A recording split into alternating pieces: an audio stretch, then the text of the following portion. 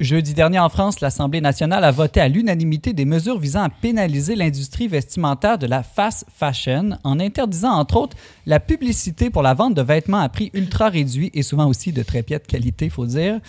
Laurence Godin-Tremblay, toi qui es une maniaque de la mode, là, c'est bien connu, tu crois tout de même qu'il faut combattre cette nouvelle mode de la mode éphémère, la fast fashion.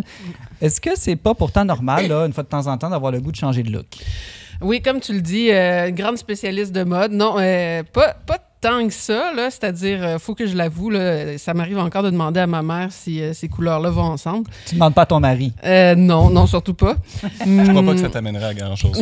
Non, c'est ça. Je pense que je reculerais dans ma connaissance de la mode. Mais le sujet m'a intéressé parce que, bon, il y a beaucoup de conséquences là, à cette mode éphémère. Là, si vous regardez les journaux, on parle beaucoup de l'environnement. Là, c'est clair. Là, c'est clair qu'il y a un problème environnemental quand on produit autant de vêtements puis qu'on les jette. Il y a un problème aussi de consommation. Là, les gens s'appauvrissent à acheter autant de vêtements. C'est pas cher. Là. Il y a des sites, je suis allée les voir, moi, une robe à 15$. Puis là, tu te dis, hey, ça vaut la peine. Mais finalement, les gens en achètent. Mais moi, c'est l'intérêt pour notre âme là, qui m'a captivée. Là, s'habiller pour sauver son âme. S'habiller pour sauver son âme. Ou pas trop s'habiller. Alors, en tout cas, ça dépend comment on le comprend. Pas trop changer souvent de vêtements, c'est ça que je voulais dire. Non, moi, je pense qu'il faut une certaine décence, Simon. Là, OK. Mais au fond, ce qui m'a intéressé, c'est que j'ai été frappée par le fait qu'il y a quelque chose de normal et de désirable dans le fait de varier ses vêtements. Moi, une chose que je déteste, c'est mon mari travaille à la maison. Puis, lui, tant que c'est pas sale, il le remet. Fait que là, il peut porter la même chose une journée, 2 jours, 3 jours. Puis surtout avec des jeans, on fait tout ça un peu. C'est un petit peu déprimant à la longue. Donc, on a besoin de cette variété, de changer de vêtements. Puis c'est ça que la fast fashion exploite, c'est notre désir de changer constamment. Ben, je regarde Benjamin, là, je pense que son désir pourrait être stimulé davantage. Moi, j'ai aucun désir de changement. mais de fait, je le connais et il change. Puis moi, ce qui me frappe dans tout ça, là, c'est j'écoutais une chargée de cours à l'UQAM, Madeleine quelque chose, là, j'avoue que j'ai oublié son nom de famille, qui disait quelque chose d'intéressant. Elle disait, bon, il y a les lois qui vont punir la fast fashion, mais il faut aussi réussir à donner aux gens l'idée que c'est cool, que c'est bon de pas trop acheter de linge, d'avoir des morceaux plutôt de qualité, etc. OK, qu'est-ce que tu proposes concrètement pour qu'on change notre rapport aux vêtements pour être plus équilibré? Là? Alors, ma proposition, c'est de moins voir le changement comme tout le temps, mettons, le même type de T-shirt, mais avec des bonhommes différents ou tout ça. Parce qu'il faut le voir aussi, c'est que la mode en ce moment est toute autour de l'adolescent. C'est l'adolescent, justement, qui consomme le plus de la mode fast fashion. Puis, je dirais, les adultes reproduisent ça. Là. Je pense qu'on croise de plus en plus d'adultes habillés comme des adolescents. Là. Moi, ce que je propose, c'est de varier notre linge, mais selon une certaine hiérarchie, selon un certain ordre. D'abord, dans les situations puis les événements. C'est-à-dire que un des désirs de l'homme naturel, c'est de se différencier normalement quand on va travailler, quand on est à la maison, quand on va à la messe le dimanche ou des choses comme ça. Donc, selon nos activités, le rôle social qu'on est en train de jouer. Exactement.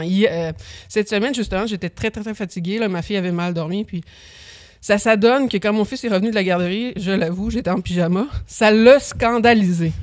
Il me répétait 20 fois durant la soirée, « Maman, va t'habiller, qu'est-ce que tu fais en pyjama? » Puis il a raison, au sens où on a besoin que les situations, de s'habiller selon les situations pour manifester, non pas juste bien, évidemment, si c'est l'hiver, il faut mettre un manteau, là, pas juste s'adapter, l'utilité, mais aussi l'ornement. Donc ça, c'est une des premières choses que je suggère. Donc, tu es contre le télétravail en pyjama, si je comprends bien.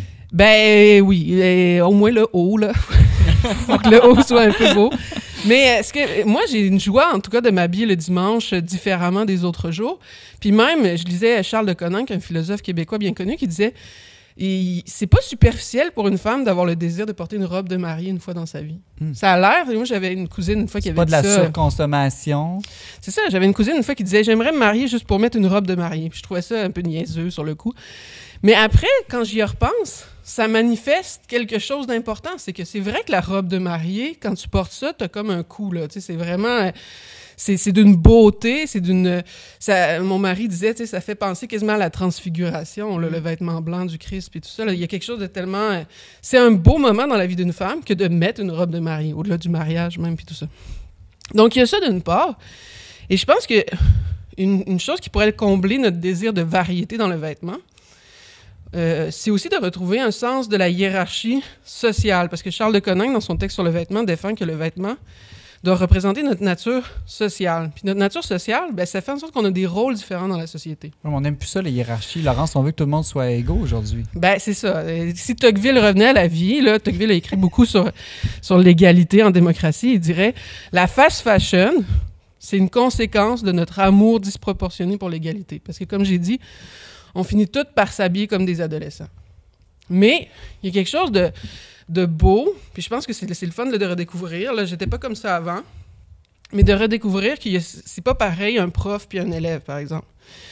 Un prof qui s'habille différemment de son élève, c'est pas pour être péteux de brou, c'est pas pour être pédant, c'est pour dire, regarde, moi, je suis là pour t'élever, élever ton âme, t'éduquer, etc. Et j'ai donc envie que mon extérieur montre ça. Puis c'est la même chose, moi, c'est en devenant parent, je trouve que là, j'ai dit, il faudrait que je m'habille un petit peu, tu sais, que ça ait de l'allure, puis d'où le scandale de mon fils quand il m'a vu en pyjama cette semaine, là. Et j'ai besoin de leur montrer que, tu sais, j'ai un souci de moi-même, puis que je vais les aider à s'élever vers une certaine beauté aussi. J'ai déjà lu un texte de la bienheureuse Chiara Lubick qui a fondé le mouvement des Focolari. Et elle parle aussi que pour les gens qui ont la foi chrétienne, c'est vraiment important que le vêtement reflète aussi notre âme. Donc, notre âme est unique, qu'on ait quand même un petit style qui reflète notre personnalité unique. Et que toutes les vertus morales puissent s'exprimer aussi dans le vêtement. Et non pas juste de dire « prenons ce que le plus simple, le plus pauvre ». Non, il y a un équilibre à trouver. L'extérieur doit refléter aussi ce qu'on vise à l'intérieur. Il y a aussi le fait que quand tu es une femme mariée, tu n'es pas une bonne sœur. Donc, tu t'habilles pas comme une bonne sœur. Tu t'habilles comme une femme mariée, une épouse qui veut plaire à son mari. Moi, je trouve ça très important. On peut l'appliquer aux hommes aussi, j'imagine? Oui, évidemment, mais je parle pour les femmes. Charles de Coninck, dans son texte, sur le vêtement, encore une fois, il dénonce, à l'époque des Grecs, il y avait des Grecs qui s'habillaient avec des vêtements troués, puis des choses comme ça, comme pour dire, nous, on est au-dessus de ça, la mode, nous, on est au-dessus de ça, les vêtements, puis d'autres philosophes leur répliquaient, à travers les trous de vos vêtements, on voit votre orgueil. Je trouvais que c'était une anecdote amusante. Laurence Godin-Tremblay, chroniqueuse pour le magazine Le Verbe. Merci beaucoup. Merci, Simon.